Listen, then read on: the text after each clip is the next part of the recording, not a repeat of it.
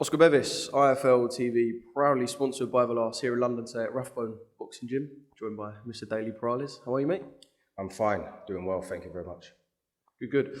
Just come to see George Mitchell specifically. We've got Martin Forrow in the gym as well.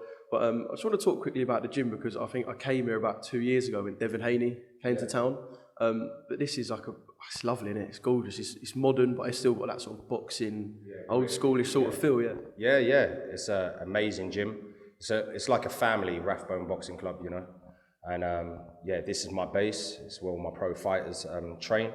And they've embraced us. They treat us like family. So it's nice here. And as I said, you've got everything you need here. And it is in like the perfect place in London. It's so lovely around here. Let's talk about George Mitchell. Obviously fights on February 11th at York Hall on one of the MTK cards. I was looking at his record because I've watched George last time out, but I was looking at his record earlier and he made his debut in 2019. You haven't been his trainer since he was an amateur either, so I just want to sort of know that joining up with George and spending time with someone who hasn't fought in a long time, he hadn't fought for 2 years until last time out, just sort of the dynamic and how it was at first between you two. Well, they come to me. I think it was his dad, you know, got in contact and stuff through someone else that we know, both of us know. And like I do with any fighter, I mean, I've had Martin Forrow since the amateur as well. George already had one pro fight, but I said, listen, this is a clean slate. Whatever has happened in the past is a past, and this is a clean slate, and we're gonna work and show dedication to me, meet me halfway, and the rest is easy. You know what I mean? So he come to me, and I liked what I saw from day one. You know, he's got great pedigree, unbelievable all-round talent, and it's my job to not take away that personality, not take away what he's naturally good at, just enhance it, improve it, and then add all the ingredients around it that I see that can help him become more complete fighter. And that's what you saw in our first fight together. He stopped the guy in the first round, even though it was quick. He done everything that was asked of him, through training, repetition. It all came out on the night. I speak to so many trainers when they link up with fighters, and obviously a lot of it, especially the fighters say this, actually they go, we clicked when we was on the pads. Obviously there's a lot more to it than that. I can imagine there's a big personality side to it as well. Obviously, look, you go on the pads, it clicks, it works, you sort of get each other, and he knows your goals, you know his. But from a personality perspective as well, obviously you've got to basically get on like family. 100%, otherwise the relationship won't be a long one or a good one. For me, that's a lot to do with boxing is personality. That's what I said. Like, if you take the personality out of that fighter, then he's not George Mitchell, for example. You know, if I take that personality away from him. So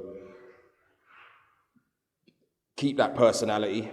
Don't change nothing. As I said, just improve his all-round game so he can become a complete fighter.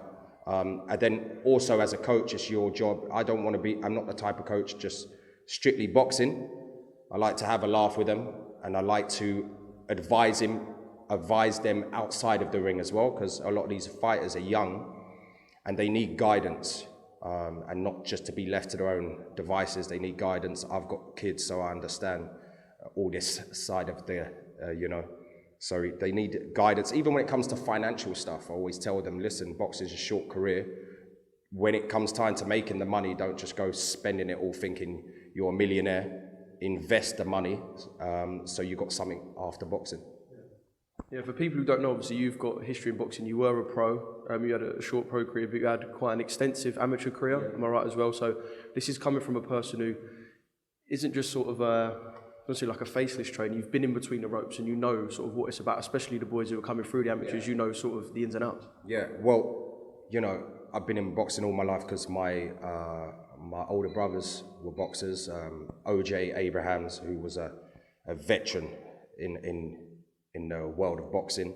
JJ Ojideri as well. So they both done good things. So yeah, from there, it's just been in my blood. I was an amateur boxer, I was a professional boxer, won titles, was undefeated, short career. But the thing is, my experiences, my mistakes in boxing, I tell that to my fighters because I don't want them to go through the same stuff that I went through.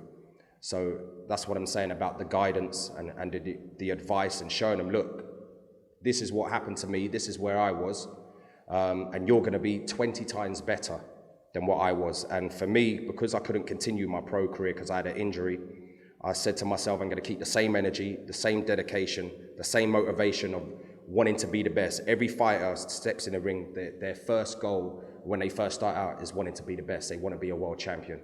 And I keep that same mindset as a trainer, as wanting to be one of the best trainers in the game and have the best fighters as well. You talk about everyone wanting to be the best, and you know, like I said, I speak to so many boxers, and countless of them will go, "I want to be world champion." It doesn't always work like that. I look at people like, we'll take George for example. He's fought on 2 small hall shows, about to fight on a 3rd. He'll probably have a nice active year, but he'll tell you he wants to be a world champion. The percentage of people who come from the smalls to world champion is so small. So, like, do you discuss sort of the realistic goals around it as well? Because he'll have his dreams to become world champion, but also right now you kind of need a tone of realism as well. Do you discuss that sort of thing? Yeah, all the time, you know. It's day by day, step by step, you know. We know that's the end goal. And one thing, me as a trainer, right, I'm always there to give advice to anyone, even if you're not my fighters, just anyone that DMs me around the world, I give advice. But when it comes to professional boxing, I'm not in this game to mess around. So the fighters that I take on is because I actually believe 100% that they can be future world champions.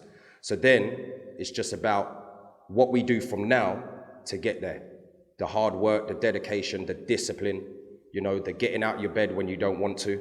All these things, eating right, sleeping right, drinking right, all the ingredients that it takes to be a world champion starts from now. You can't skip all of that and think you're going to be a world champion or cut corners or anything like that. So it's about just reminding them every day. Even when they're on the bags, I remind them, like, this is temporary pain. There's people in the world suffering, you know what I mean? Got no home, no food, no water. That's real pain they wake up to every single day. This is temporary pain. We just got to come in the gym, work our ass off for what we want in life. And then you get to go home, rest, recover, and then we go and do the same thing again. Well, I'm looking forward to seeing George out a week today, actually. Yeah. Really looking forward to seeing what he's about, and like I said, it'd be nice to see him have a good active year. Quickly on Martin, I spoke to Martin after his last performance on the Wasserman show. He's such an intriguing character. Obviously, he's of Dutch descent as well. I feel like there's a bit of intrigue around him, and I think a lot of people in the UK saw him for the first time on that Wasserman show, and yeah, he's going to be good, isn't he? Again, future world champ. He's been in with a lot of elite fighters. I know it's only sparring, but he's been in there with a lot of elite level, world level fighters in sparring. He's got the character.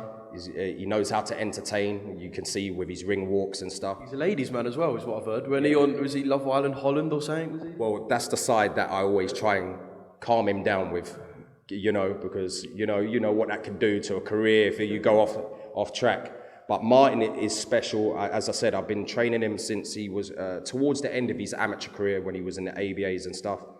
He's got a different but a similar background to me. So we connect on a spiritual, emotional level. Like I'm like a father figure to him, older brother. And yeah, he's something special. He's someone that I don't have to worry about weight. I don't have to worry about him not training hard, doing his runs. He just gets it. He knows what it takes to be a world champion. Where do you think that comes from? Because obviously, like we were talking about, every boxer wants to be the best. They are all going to work hard, but where do you think it comes from, the fact that he's just, even if he was left to his own devices, you know that he's not going to sort of unclick? Hardship. And now I'm not saying a boxer that hasn't been through any kind of hardship in life can't make it in boxing. I'm not saying that, but I would say the bigger percentage will come from fighters that have really come from the dirt and have suffered and gone through things, and that's why I understand him, because I've been through that life as well. So that's where it comes from. You know, he's not a quitter. At the end of the day, he's been knocked down I can't even give a number. He's been knocked down, but he always gets up and he keeps going. And that's all we can do in life, man. It's a short life, you know what I mean? So we got to just, if things go wrong, you got to get up and keep going, man, and go after what you want in life. Just finally on Martin, he's going to be out on one of Dean White's shows, obviously with Wasserman, but because you're in a management role with him as well, you can sort of pass him about different shows and keep him nice and busy. Yeah, keep it. I work hand in hand with Wasserman, which is very nice of them. They work closely with me, even when it comes to opponents, dates, just any small detail. I like Wasserman. They're very professional, the way they go about their business. As I said, like in the last, I think year and a half, we've boxed in Denmark, Austria, Holland, and now we come back to the UK. And it's good because it's giving him that on the road experience, that you wouldn't get if you just fighting in the UK. So we're learning on the road, and these are opponents as well. The opponent, apart from the last one, the three before that, they only lost one fight. So he's going in there with fighters that are there to fight. But that's what we need from Martin, because it's about having a balance and knowing when to fight the right people, because he's the kind of fight he needs people to come and fight. That's when you see the best Martin for it. All right, Daley, thank you very much for giving me so much time and having me down here today. I'm going to speak to George in a second, and like I said, excited to see what he can do next Friday, and excited for Martin, of course, real character. And I'll speak to you after Friday, all things going well. I don't like to predict stoppages, but I have a feeling next weekend, Friday night, George stoppage, Saturday night, Martin stoppage. Martin's fighting the same guy that George stopped last time out. He's coming up to super middleweight to fight Martin. I was like, I know what's going to happen, man. That poor guy just getting pinged about by a Daley stable. Yeah, but it is what it is.